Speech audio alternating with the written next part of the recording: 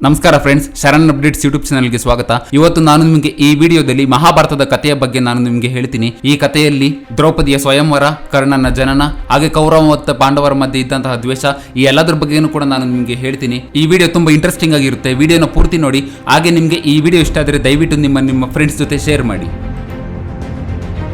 ಭರತಖಂಡದಲ್ಲಿ ಹಸ್ತಿನಾಪುರ ಅನ್ನುವಂತಹ ಒಂದು ರಾಜ್ಯ ಇರುತ್ತೆ. ಈ ರಾಜ್ಯವನ್ನ ಧೃತರಾಷ್ಟ್ರ ಅನ್ನುವಂತಹ ಒಂದು ರಾಜ ಆಳ್ತಾ ಇರ್ತಾನೆ. ಬಟ್ ಅನ್ಫಾರ್ಚುನೇಟ್ ಆಗಿ ಈ ಧೃತರಾಷ್ಟ್ರನಿಗೆ ದೃಷ್ಟಿ ಅನ್ನೋದು ಇರೋದಿಲ್ಲ. ಆದ್ರೂ ಕೂಡ ರಾಜ್ಯವನ್ನ ಆಳ್ತಾ ಇರ್ತಾನೆ. ಈ ಧೃತರಾಷ್ಟ್ರನಿಗೆ 100 ಜನ ಮಕ್ಕಳಿರ್ತಾರೆ. ಅದರಲ್ಲಿ ದೊಡ್ಡವನೇ ದುರ್ಯೋಧನ. ಹಾಗೆ ಧೃತರಾಷ್ಟ್ರನಿಗೆ ಒಬ್ಬ ತಮ್ಮ ಕೂಡ ಇರ್ತಾನೆ. ಆತನ ಹೆಸರೇ ಪಾಂಡು ಮಹಾರಾಜ. ಈ ಪಾಂಡು ಮಹಾರಾಜನಿಗೆ 5 ಜನ ಮಕ್ಕಳಿರ್ತಾರೆ. ಈ 5 ಜನರನ್ನೇ ಪಾಂಡವರು ಅಂತೇಳಿ ಕರೀತಾ ಇರ್ತಾರೆ. ಇಲ್ಲಿ ಧೃತರಾಷ್ಟ್ರ ಎಲ್ಲಿಂದ ಬಂದ, ಹಾಗೆ ಪಾಂಡು ಮಹಾರಾಜ ಎಲ್ಲಿಂದ ಬಂದ್ರು ಅಂತೇಳಿ ಹೇಳೋದಕ್ಕೆ ಅದು ತುಂಬಾ ದೊಡ್ಡ ಕಥೆ ಇದೆ. ಅದನ್ನೆಲ್ಲ ನಿಮ್ಗೆ ಮುಂದೆ ಯಾವತ್ತಾದ್ರೂ ಹೇಳ್ತೀನಿ. ಈಗ ಸದ್ಯಕ್ಕೆ ನಮ್ಗೆ ಬೇಕಾಗಿರೋ ಕಥೆಯನ್ನು ಮಾತ್ರ ನಾನು ನಿಮ್ಗೆ ಹೇಳ್ತೀನಿ. ಕೌರವ ಮತ್ತೆ ಪಾಂಡವರಿಗೆ ಚಿಕ್ಕ ವಯಸ್ಸಿನಿಂದಲೂ ಸಹ ಇವರಿಬ್ಬರಿಗೂ ಸಹ ಆಗ್ತಿರೋದಿಲ್ಲ. ಯಾವಾಗ್ಲೂ ಕೂಡ ಜಗಳ ಅನ್ನೋದು ಆಡ್ತಾನೆ ಇರ್ತಾರೆ.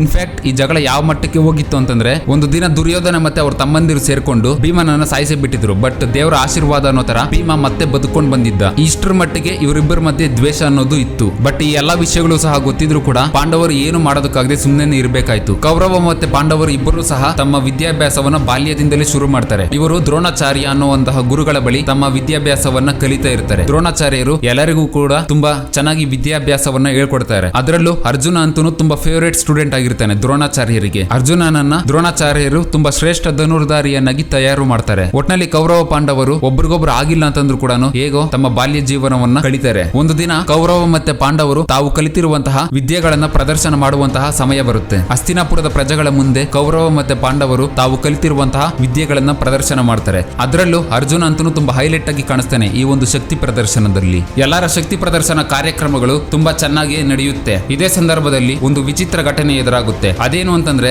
ವೇದಿಕೆಯ ಮಧ್ಯದಲ್ಲಿ ಒಬ್ಬ ವ್ಯಕ್ತಿ ಇದ್ದಕ್ಕಿದ್ದಂತೆ ಬಂದು ಬಿಡ್ತಾನೆ. ವೇದಿಕೆಗೆ ಬಂದಂತಹ ವ್ಯಕ್ತಿ ತಾನು ಕೂಡ ಕಲಿತಿರುವಂತಹ ಎಲ್ಲಾ ಶಕ್ತಿ ಪ್ರದರ್ಶನಗಳನ್ನು ಸಹ ಮಾಡ್ತಾನೆ. ಆ ವ್ಯಕ್ತಿಯು ಸಹ ಒಬ್ಬ ಶ್ರೇಷ್ಠ ಧನುರ್ಧಾರಿಯಾಗಿರ್ತಾನೆ. ಆ ವ್ಯಕ್ತಿ ಹೆಸರು ಕರ್ಣ. ಕರ್ಣನಿಗೆ ಪರಶುರಾಮರು ಗುರುಗಳಾಗಿರ್ತಾರೆ. ಕರ್ಣ ಅರ್ಜುನನಿಗೆ ಸವಾಲನ್ನ ಹಾಕ್ತಾನೆ. ಅರ್ಜುನ, ನೀನು ಶ್ರೇಷ್ಠ ಧನುರ್ಧಾರಿ ವ್ಯಕ್ತಿಯಾಗಿದ್ರೆ ನನ್ನ ಜೊತೆ ಹೋರಾಟಕ್ಕೆ ಬಾ ಅಂತೇಳಿ ಕರೀತಾನೆ. ತಕ್ಷಣವೇ ಅಲ್ಲೇ ಇದ್ದಂತಹ ಒಬ್ಬ ಗುರುಗಳು ಕೇಳ್ತಾರೆ, ನೀವ್ ಯಾರು, ನಿಮ್ಮ ತಂದೆ ತಾಯಿ ಯಾರು, ನಿಮ್ ಕುಲ ಗೋತ್ರ ಏನು ಅಂತೇಳಿ ಕೇಳ್ತಾರೆ. ಅದಕ್ಕೆ ಕರ್ಣ ಏನು ಹೇಳೋದಕ್ಕಾಗದೆ ತಲೆ ತಗ್ಗಿಸ್ಕೊಂಡು ನಿಂತ್ಕೊಂಡಿರ್ತಾನೆ. ಯಾಕೆ ಅಂತಂದ್ರೆ ಕರ್ಣ ಒಬ್ಬ ಸೂತ ಕುಲದವನ ಮನೆಯಲ್ಲಿ ಬೆಳೆದಿರ್ತಾನೆ. ತಕ್ಷಣವೇ ದುರ್ಯೋಧನನಿಗೆ ಇದೇ ಚಾನ್ಸ್ ಅಂತೇಳಿ ಒಂದು ಕೆಲಸ ಮಾಡ್ತಾನೆ. ಅದೇನು ಅಂತಂದ್ರೆ, ಒಬ್ಬ ಶ್ರೇಷ್ಠ ವೀರನಿಗೆ ಬೇಕಾಗಿರೋದು ಎದೆಯಲ್ಲಿ ಧೈರ್ಯ. ಅದು ಬಿಟ್ಟು ಕುಲ ಗೋತ್ರದ ಜೊತೆ ಸಂಬಂಧ ಇಲ್ಲ ಅಂತೇಳಿ ಕರ್ಣನಿಗೆ ಅದೇ ವೇದಿಕೆಯಲ್ಲಿ ಕರ್ಣನನ್ನ ಅಂಗರಾಜನಾಗಿ ಪಟ್ಟಾಭಿಷೇಕವನ್ನ ಮಾಡಿಬಿಡ್ತಾನೆ. ಇದರಿಂದ ಯಾರು ಕೂಡ ಏನು ಮಾಡೋದಕ್ಕೆ ಆಗೋದೇ ಇಲ್ಲ. ಕರ್ಣ ಅವತ್ತಿನಿಂದನೂ ಕೂಡ ದುರ್ಯೋಧನನಿಗೆ ಒಳ್ಳೆ ಸ್ನೇಹಿತನಾಗಿರ್ತಾನೆ. ಕಷ್ಟ ಸುಖದಲ್ಲಿಯೂ ಸಹ ದುರ್ಯೋಧನನ ಜೊತೆ ಇರುವಂತಹ ನಿರ್ಧಾರ ಮಾಡ್ತಾನೆ. ಕರ್ಣ ದುರ್ಯೋಧನನಿಗೆ ಸಿಕ್ಕಂತಹ ಒಂದು ದೊಡ್ಡ ಬಲ ಅಂತಾನೆ ಹೇಳ್ಬೋದು. ಆಕ್ಚುಯಲ್ ಆಗಿ ಹೇಳ್ಬೇಕು ಅಂತಂದ್ರೆ ಕರ್ಣ ಕುಂತಿಯ ಪುತ್ರನೇ. ಬಟ್ ಕುಂತಿ ಮದುವೆಗೂ ಮುಂಚೆನೆ ಕರ್ಣನನ್ನ ಪಡೆದಿದ್ರಿಂದ ಮದುವೆ ಆಗದಿರೋ ಹೆಣ್ಣಿಗೆ ಮಗು ಎಲ್ಲಿಂದ ಬಂತು ಅಂತೇಳಿ ಸಮಾಜ ತುಂಬಾ ತೊಂದರೆ ಕೊಡುತ್ತೆ ಅಂತೇಳಿ ಕರ್ಣನನ್ನ ದೂರ ಮಾಡ್ತಾಳೆ. ಇತ್ತ ಗುರು ದ್ರೋಣಾಚಾರ್ಯರು ತಮಗೆ ಗುರುದಕ್ಷಿಣೆ ಬೇಕು ಅಂತೇಳಿ ಕೌರವ ಮತ್ತು ಪಾಂಡವರನ್ನ ಕೇಳ್ತಾರೆ. ಪಾಂಚಾಲ ದೇಶದ ದ್ರುಪದ ಮಹಾರಾಜ ನನಗೆ ಒಮ್ಮೆ ಅವಮಾನ ಮಾಡಿದ್ರು. ನಾನು ಆತನ ಸ್ನೇಹವನ್ನು ಬಯಸಿ ಹೋಗಿದ್ದಕ್ಕೆ ನಿನ್ನ ಜೊತೆ ನನಗೇನು ಸ್ನೇಹ ಅಂತೇಳಿ ನನಗೆ ಅವಮಾನ ಮಾಡಿ ಕಳಿಸಿದ್ದ. ಅದಕ್ಕೋಸ್ಕರ ನೀವು ಆ ದ್ರುಪದ ಮಹಾರಾಜನನ್ನ ಬಂಧಿಸಿ ನನಗೆ ಒಪ್ಪಿಸಬೇಕು ಅಂತೇಳಿ ಕೇಳ್ತಾರೆ. ಕೌರವ ಮತ್ತೆ ಪಾಂಡವರು ಸರಿ ಅಂತೇಳಿ ಒಪ್ಕೋತಾರೆ. ಕೌರವರು ನಾವೇ ಫಸ್ಟ್ ಹೋಗ್ಬಿಟ್ಟು ರಾಜ ದ್ರುಪದನನ್ನ ಸರೆಂಡರ್ ಮಾಡ್ಕೊಂಡ್ ಬಂದ್ಬಿಡೋಣ, ಕ್ರೆಡಿಟ್ ತಗೊಂಡ್ಬಿಡೋಣ ಅಂತೇಳಿ ಫಸ್ಟ್ ಅವರು ಯುದ್ಧಕ್ಕೆ ಹೋಗ್ತಾರೆ. ಅವರು ಸೋತ್ ಬರ್ತಾರೆ. ಇದಾದ್ಮೇಲೆ ಪಾಂಡವರು ಹೋಗ್ಬಿಟ್ಟು ದ್ರುಪದನನ್ನ ಸೋಲಿಸಿ ಆತನನ್ನ ಸರೆಂಡರ್ ಮಾಡ್ಕೊಂಡ್ ಬಂದು ದ್ರೋಣಾಚಾರ್ಯರಿಗೆ ಒಪ್ಪಿಸ್ತಾರೆ. ದ್ರೋಣರಿಗೆ ತುಂಬಾ ಖುಷಿ ಆಗುತ್ತೆ. ಇಷ್ಟೆಲ್ಲ ಆದ್ರೂ ಕೂಡ ದ್ರೋಣಾಚಾರ್ಯರು ದ್ರುಪದನನ್ನ ತನ್ನ ಸ್ನೇಹಿತನನ್ನಾಗಿ ಮಾಡ್ಕೊಳ್ತಾರೆ. ದ್ರುಪದ ರಾಜರಿಗೆ ಅರ್ಧ ರಾಜ್ಯವನ್ನ ಕೊಟ್ಟು ಇನ್ನು ಉಳಿದ ಅರ್ಧ ರಾಜ್ಯವನ್ನ ತಮ್ಮ ಬಳಿನೇ ಉಳಿಸ್ಕೊಳ್ತಾರೆ. ದ್ರುಪದರಿಗೆ ಅರ್ಧ ರಾಜ್ಯ ಸಿಕ್ಕರೂ ಸಹ ದ್ರೋಣಾಚಾರ್ಯರ ಮೇಲೆ ದ್ವೇಷವನ್ನ ಕಟ್ಕೊಳ್ತಾರೆ. ಹಸ್ತಿನಾಪುರದಲ್ಲಿ ಒಂದು ಇಂಪಾರ್ಟೆಂಟ್ ಬೆಳವಣಿಗೆ ಆಗುತ್ತೆ. ಅದೇನು ಅಂತಂದ್ರೆ, ಯುಧಿಷ್ಠಿರನಿಗೆ ಯುವರಾಜನಾಗಿ ಪಟ್ಟಾಭಿಷೇಕ ಆಗುತ್ತೆ. ಯುಧಿಷ್ಠಿರ ಯುವರಾಜನಾಗಿದ್ದು ಹಸ್ತಿನಾಪುರದ ರಾಜರಿಗೆ ತುಂಬಾ ಸಂತೋಷ ಕೊಟ್ಟಿರುತ್ತೆ. ಯಾಕೆ ಅಂತಂದ್ರೆ ಹಸ್ತಿನಾಪುರದ ಪ್ರಜೆಗಳಿಗೂ ಸಹ ಪಾಂಡವರೇ ರಾಜರಾಗಬೇಕು ಅಂತೇಳಿ ಅವ್ರ ಮನಸ್ಸಲ್ಲೂ ಕೂಡ ಇರುತ್ತೆ. ಅದಕ್ಕೋಸ್ಕರ ಈ ಒಂದು ಘಟನೆ ಹಸ್ತಿನಾಪುರದ ಪ್ರಜೆಗಳಿಗೂ ಸಹ ಸಂತೋಷ ಕೊಟ್ಟಿರುತ್ತೆ. ಹಾಗೆ ಭೀಷ್ಮ ಮತ್ತೆ ಒಂದಷ್ಟು ಆಸ್ಥಾನದಲ್ಲಿದ್ದವರಿಗೂ ಸಹ ಸಂತೋಷವನ್ನ ಕೊಟ್ಟಿರುತ್ತೆ.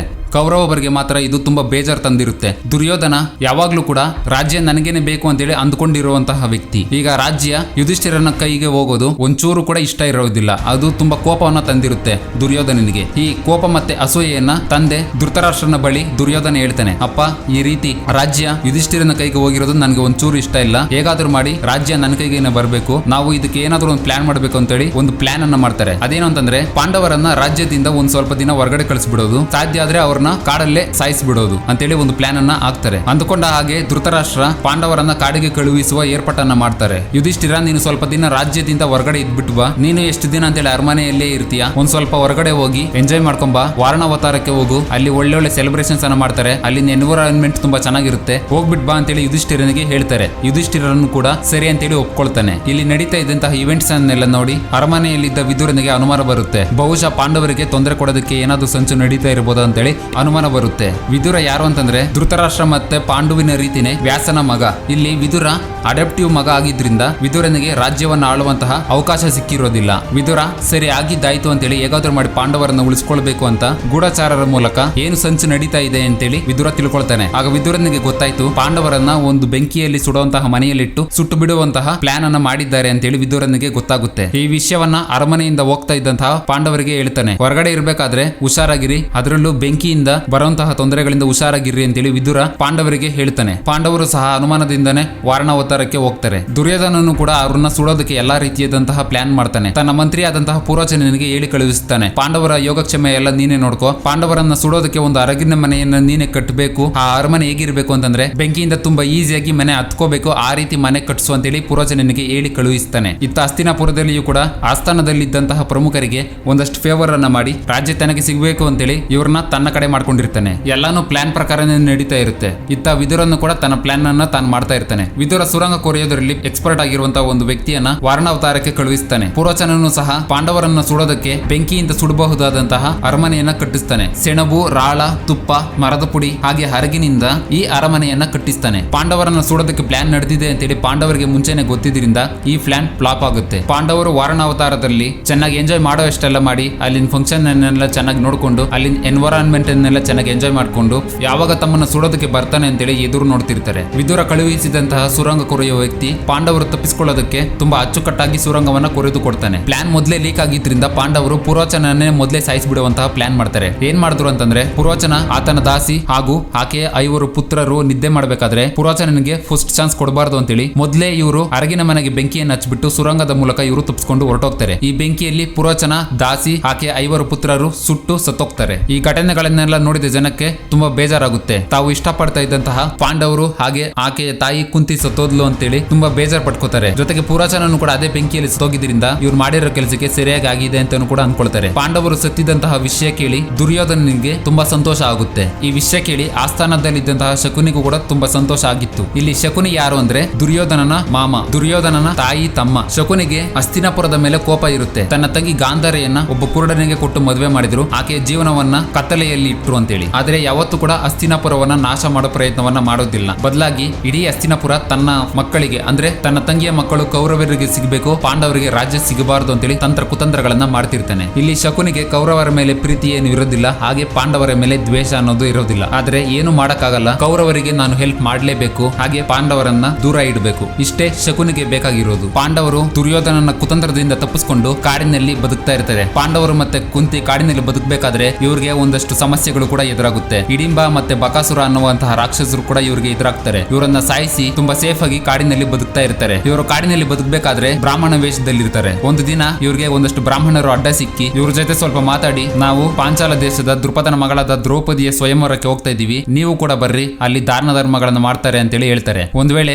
ಆ ಸ್ವಯಂವರದಲ್ಲಿ ನಿಮ್ಮ ಅದೃಷ್ಟ ಚೆನ್ನಾಗಿದ್ರೆ ದ್ರೌಪದಿಯ ಕಣ್ಣು ನಿಮ್ಮೇಲೂ ಸಹ ಬೀಳ್ಬಹುದು ಅಂತೇಳಿ ಹೇಳ್ತಾರೆ. ಪಾಂಡವರು ಇದಕ್ಕೆ ಒಪ್ಕೊಂಡು ಪಾಂಚಾಲ ನಗರಕ್ಕೆ ಹೋಗ್ತಾರೆ. ನಾನು ನಿಮ್ಗೆ ಮುಂಚೆನೆ ಹೇಳಿದ್ನಲ್ವಾ, ದ್ರುಪದ ರಾಜ ದ್ರೋಣಾಚಾರ್ಯರಿಂದ ಪರಾಭವಗೊಂಡು ಅರ್ಧ ರಾಜ್ಯದಲ್ಲಿ ಮಾತ್ರನೇ ಬದುಕ್ತಾ ಇರ್ತೇನೆ ಅಂತ ಹೇಳಿ. ಆ ದ್ರುಪದ ಮಹಾರಾಜನೇ ಈತ. ದ್ರುಪದ ಮಹಾರಾಜರು ದ್ವೇಷವನ್ನ ಮನಸ್ಸಲ್ಲಿ ತುಂಬಿಕೊಂಡು ದ್ರೋಣಾಚಾರ್ಯರನ್ನ ಹೇಗಾದ್ರೂ ಮಾಡಿ ಸಾಯಿಸಬೇಕು ಅಂತೇಳಿ ಅನ್ಕೊಂಡಿರ್ತಾರೆ. ಅದಕ್ಕೋಸ್ಕರನೇ ಒಂದು ಯಜ್ಞವನ್ನ ಮಾಡ್ಕೊಳ್ತಾರೆ. ಅದೇನು ಅಂತಂದ್ರೆ ದ್ರೋಣಾಚಾರ್ಯರನ್ನ ಸಾಯಿಸುವಂತಹ ಒಬ್ಬ ಪುತ್ರ ಬೇಕು ಅಂತೇಳಿ ಆ ಯಜ್ಞವನ್ನ ಮಾಡ್ತಾರೆ. ಈ ಯಜ್ಞವನ್ನ ಮಾಡಿದ್ದಕ್ಕೆ ಅವ್ರಿಗೆ ಅಗ್ನಿಕುಂಡದಿಂದ ಒಬ್ಬ ಮಗ ಹುಟ್ಟಾನೆ. ಆತನ ಹೆಸರೇ ದೃಷ್ಟದ್ಯುಮ್ನ ಅಂತೇಳಿ. ಈತನನ್ನೇ ದ್ರೋಣಾಚಾರ್ಯರನ್ನ ಸಾಯಿಸೋದಕ್ಕೆ ಪಡ್ಕೊಂಡಿದ್ದು. ಇದೇ ಟೈಮ್ ನಲ್ಲಿ ದ್ರುಪದ ಮಹಾರಾಜರು ಇನ್ನೊಬ್ಬ ವ್ಯಕ್ತಿಯನ್ನು ಕೂಡ ಪಡ್ಕೊಂತಾರೆ. ಅದ್ಯಾರು ಅಂತಂದ್ರೆ ದ್ರೌಪದಿ. ಅರ್ಜುನ ತನ್ನನ್ನು ಯುದ್ಧದಲ್ಲಿ ಸೋಲಿಸಿದ್ದು ದ್ರುಪದ ಮಹಾರಾಜರಿಗೆ ಆಶ್ಚರ್ಯವನ್ನ ತಂದಿರುತ್ತೆ. ಅದಕ್ಕೋಸ್ಕರ ಅವ್ರೇನ್ ಮಾಡ್ತಾರೆ ಅಂತಂದ್ರೆ ಹೇಗಾದ್ರೂ ಮಾಡಿ ಅರ್ಜುನನನ್ನ ತನ್ನ ಅಳಿಯನನ್ನಾಗಿ ಮಾಡ್ಕೊಳ್ಬೇಕು ಅಂತೇಳಿ ಅನ್ಕೊಂತಾರೆ. ಅದಕ್ಕೋಸ್ಕರನೇ ಅದೇ ಯಜ್ಞದಲ್ಲಿ ಅರ್ಜುನನನ್ನ ಮದುವೆ ಆಗಬಲ್ಲಂತಹ ಒಬ್ಬ ಪುತ್ರಿಯನ್ನ ಪಡ್ಕೊಳ್ತಾರೆ. ಆಕೆಯ ಹೆಸರೇ ದ್ರೌಪದಿ. ಪಾಂಡವರು ದ್ರೌಪದಿಯ ಸ್ವಯಂವರಕ್ಕೆ ಬರ್ತಾರೆ. ಹಾಗೆ ಆ ಸ್ವಯಂವರಕ್ಕೆ ರಾಜರು ರಾಜಕುಮಾರರು ಬಂದಿರ್ತಾರೆ.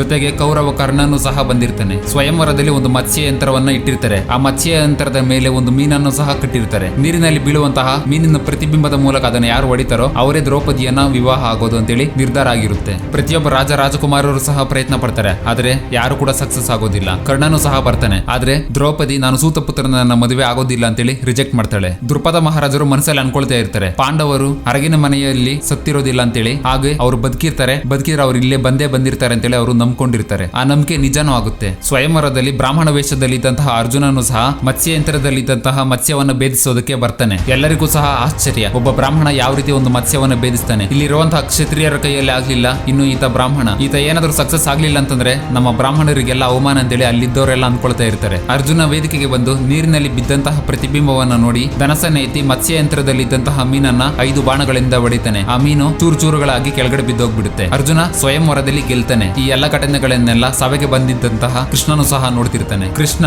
ದೇವಕಿ ಮತ್ತು ವಸುದೇವರ ಮಗ. ಹಾಗೆ ಕೃಷ್ಣ ಯಾದವ ವಂಶಕ್ಕೆ ಸೇರಿರ್ತಾನೆ. ಕೃಷ್ಣ ಪಾಂಡವರನ್ನ ಗುರುತಿಸ್ತಾನೆ ಕೂಡ. ಸ್ವಯಂವರದಲ್ಲಿ ಅರ್ಜುನ ಮತ್ಸ್ಯಯಂತ್ರವನ್ನ ಬೇಧಿಸಿದ್ದು ಕ್ಷತ್ರಿಯರಿಗೆ ತುಂಬಾ ಅವಮಾನ ಮತ್ತೆ ಕೋಪವನ್ನು ತರುತ್ತೆ. ತಕ್ಷಣವೇ ನಮ್ಮನ್ನ ಕರೆಸಿ ಅವಮಾನ ಮಾಡ್ತೀಯ ಅಂತೇಳಿ ದೃಪದ ಮಹಾರಾಜನ ಮೇಲೆ ಅಟ್ಯಾಕ್ ಮಾಡಕ್ಕೆ ಹೋಗ್ತಾರೆ. ಭೀಮ ಮತ್ತೆ ಅರ್ಜುನರು ಎದುರು ನಿಂತ್ಕೊಂಡು ದೃಪದ ಮಹಾರಾಜನನ್ನ ಕಾಪಾಡ್ತಾರೆ. ಈ ರೀತಿಯಾಗಿ ದ್ರೌಪದಿಯ ಸ್ವಯಂವರ ಮುಗಿಯುತ್ತೆ. ಹಾಗೆ ದ್ರೌಪದಿಯು ಕೂಡ 5 ಜನ ಪಾಂಡವರನ್ನ ಮದುವೆ ಆಗ್ಬೇಕಾಗಿ ಬರುತ್ತೆ. ಅದ್ಯಾಕೆ ಅಂತಂದ್ರೆ ಈ ಹಿಂದೆ ದ್ರೌಪದಿ ಹೋದ ಜನ್ಮದಲ್ಲಿ ತನಗೆ ವರ ಸಿಗ್ತಿಲ್ಲ ಅಂತೇಳಿ ತನಗೆ ವರ ಬೇಕು ಅಂತೇಳಿ 5 ಬಾರಿ ಕೇಳಿದ್ರಿಂದ ಶಿವ ದ್ರೌಪದಿಗೆ ನಿನಗೂ 5 ಜನ ಗಂಡಂದಿರು ಸಿಗ್ಲಿ ಅಂತೇಳಿ ಆಶೀರ್ವಾದ ಮಾಡಿರ್ತಾನೆ. ಹಾಗಾಗಿ ಈ ಜನ್ಮದಲ್ಲಿ ದ್ರೌಪದಿ 5 ಜನರನ್ನ ಮದುವೆ ಆಗ್ಬೇಕಾಗಿ ಬರುತ್ತೆ. ಜೊತೆಗೆ ಪಾಂಡವರ ತಾಯಿ ಕುಂತಿಯು ಸಹ ಮಕ್ಕಳು ಏನು ತಿನ್ನೋದಕ್ಕೆ ತಂದಿದ್ದಾರೆ ಅಂತೇಳಿ 5 ಜನರು ಕೂಡ ಏನೇ ತಂದಿದ್ರು ಕೂಡ ಹಂಚ್ಕೊಳ್ಳಿ ಅಂತೇಳಿ ಹೇಳ್ಬಿಡ್ತಾಳೆ. ಹಾಗಾಗಿ ದ್ರೌಪದಿ 5 ಜನ ಪಾಂಡವರನ್ನ ಮದುವೆ ಆಗ್ಬೇಕಾಗಿ ಬರುತ್ತೆ. ಯುಧಿಷ್ಠಿರ, ಭೀಮ, ಅರ್ಜುನ, ನಕುಲ, ಸಹದೇವರನ್ನ ದ್ರೌಪದಿ ಮದುವೆ ಆಗ್ತಾಳೆ. ಪಾಂಡವರು ದ್ರೌಪದಿ ಮತ್ತೆ ಕುಂತಿಯರು ಅಜ್ಞಾತವಾಸವನ್ನು ಮುಗಿಸಿ ಮತ್ತೆ ಹಸ್ತಿನಾಪುರಕ್ಕೆ ಹಿಂದಿರುಗ್ತಾರೆ. ಇತ್ತ ಪಾಂಡವರು ಬದುಕಿದ್ದಂತಹ ವಿಷಯ ಕೇಳಿ ದುರ್ಯೋಧನ ಮತ್ತೆ ಅವರ ತಮ್ಮಂದರಿಗೆ ತಡ್ಕೊಳ್ಳೋದಕ್ಕಾಗೋದಿಲ್ಲ. ಜೊತೆಗೆ ದ್ರೌಪದಿಯನ್ನು ಸಹ ಮದುವೆ ಆಗಿದ್ದಾರೆ ಅಂತ ಹೇಳಿ ಗೊತ್ತಾದಾಗ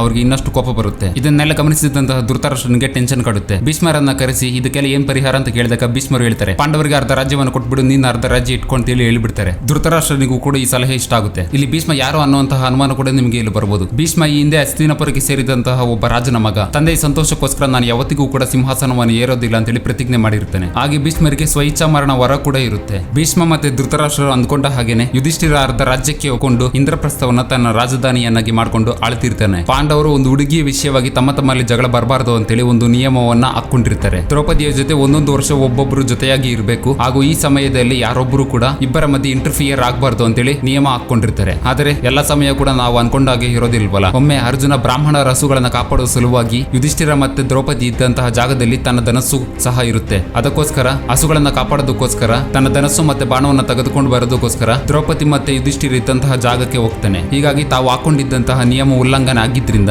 ಅರ್ಜುನ ತೀರ್ಥಯಾತ್ರೆಗೆ ಹೊರಡ್ತಾನೆ. ಅರ್ಜುನ 12 ವರ್ಷ ತೀರ್ಥಯಾತ್ರೆಯಲ್ಲಿ ಇರಬೇಕಾದ್ರೆ ಉಲೂಪಿ ಅನ್ನೋ ಹುಡುಗಿ ಸಿಗ್ತಾಳೆ. ಇಬ್ರು ಕೂಡ ಕೆಲಕಾಲ ಜೊತೆಯಲ್ಲಿ ಇರ್ತಾರೆ. ಮತ್ತೆ ಚಿತ್ರಾಂಗದೆ ಎನ್ನುವಂತಹ ಒಬ್ಬ ರಾಜನ ಮಗಳನ್ನ ಮದುವೆ ಆಗ್ತಾನೆ. ಆಕೆಗೆ ಬಬ್ರುವಾಹನ ಮಗ ಕೂಡ ಹುಟ್ಟುತ್ತಾನೆ. ಮತ್ತೆ ಕೃಷ್ಣನ ತಂಗಿ ಸುಭದ್ರೆಯನ್ನು ಕೂಡ ಮದುವೆ ಆಗ್ತಾನೆ. ಇದರಿಂದ ಯಾದವರ ಸಪೋರ್ಟ್ ಕೂಡ ಪಾಂಡವರಿಗೆ ಸಿಗುತ್ತೆ. ದ್ರೌಪದಿಗೆ ಈ ವಿಷಯ ಗೊತ್ತಾದಾಗ ಸ್ಟಾರ್ಟಿಂಗ್ ಅಲ್ಲಿ ಕೋಪ ಬಂದ್ರು ಕೂಡ ಆನಂತರ ಸುಭದ್ರೆಯನ್ನು ಒಪ್ಕೊಳ್ತಾಳೆ. ದ್ರೌಪದಿಗೆ 5 ಪಾಂಡವರಿಂದ 5 ಮಕ್ಕಳು ಜನಿಸ್ತಾರೆ. ಯುಧಿಷ್ಠಿರನ ಮಗ ಪ್ರತಿವಿಂಧ್ಯ, ಭೀಮನ ಮಗ ಚ್ಯುತಸೋಮ, ಅರ್ಜುನನ ಮಗ ಶ್ರುತಕರ್ಮ, ನಕುಲನ ಮಗ ಶಾತನಿಕ, ಸಹದೇವನ ಮಗ ಶ್ರುತಸೇನ ಜನಿಸ್ತಾರೆ. ಇವರನ್ನ ಉಪ ಪಾಂಡವರಂತಾನೂ ಕರೀತಾರೆ. ಸುಭದ್ರೆಯ ಮದುವೆ ನಂತರ ಕೃಷ್ಣ ಇಂದ್ರಪ್ರಸ್ಥದಲ್ಲಿ ಅರ್ಜುನನ ಜೊತೆಯಲ್ಲೇ ಇರ್ತಾನೆ. ಒಮ್ಮೆ ಅರ್ಜುನ ಮತ್ತು ಕೃಷ್ಣರಿಗೆ ಗಾಂಡೀವ ಧನಸ್ಸು ಮತ್ತೆ ಚಕ್ರಾಯುಧಗಳು ಸಿಗುವಂತಹ ಸಂದರ್ಭ ಬರುತ್ತೆ. ಅಗ್ನಿ ತನ್ನ ಅಜೀರ್ಣ ತೊಂದರೆಯಿಂದ ನಿವಾರಿಸಿಕೊಳ್ಳೋದಕ್ಕೋಸ್ಕರ ಕಾಂಡವ ವನವನ್ನ ದಹನ ಮಾಡಬೇಕಾಗಿರುತ್ತೆ. ಇದಕ್ಕೆ ಇಂದ್ರ ಅಡ್ಡಿ ಬರ್ತಾ ಇರ್ತಾನೆ. ಕಾಂಡವ ವನವನ್ನ ದಹನ ಮಾಡೋದಕ್ಕೆ ಅರ್ಜುನ ಮತ್ತು ಕೃಷ್ಣರು ಇಬ್ಬರು ಕೂಡ ಅಗ್ನಿಗೆ ಸಹಾಯ ಮಾಡ್ತಾರೆ. ಇದಕ್ಕೋಸ್ಕರ ಅಗ್ನಿ ಕೃಷ್ಣಾರ್ಜುನರಿಗೆ ಗಾಂಡೀವ ಧನಸ್ಸು ಮತ್ತೆ ಚಕ್ರಾಯುಧಗಳನ್ನ ಕೊಡ್ತಾನೆ. ಫ್ರೆಂಡ್ಸ್, ನಾನು ನಿಮಗೆ ಇಲ್ಲಿವರೆಗೂ ಮಹಾಭಾರತದ ಆದಿ ಪರ್ವದ ಎಲ್ಲಾ ವಿಷಯಗಳನ್ನು ಕೂಡ ನಾನು ನಿಮಗೆ ಇಲ್ಲಿ ಹೇಳಿದ್ದೀನಿ. ನಿಮಗೆ ಈ ವಿಡಿಯೋ ಇಷ್ಟ ಆಗಿದೆ ಅಂತ ಹೇಳಿ ಅನ್ಕೊಂಡಿದ್ದೀನಿ. ನಿಮಗೆ ಈ ವಿಡಿಯೋ ಇಷ್ಟ ಆದರೆ ದಯವಿಟ್ಟು ಲೈಕ್ ಮಾಡಿ, ಶೇರ್ ಮಾಡಿ, ಹಾಗೆ ನನ್ನ ಚಾನಲ್ಗೆ ಸಬ್ಸ್ಕ್ರೈಬ್ ಮಾಡಿ. Thank you.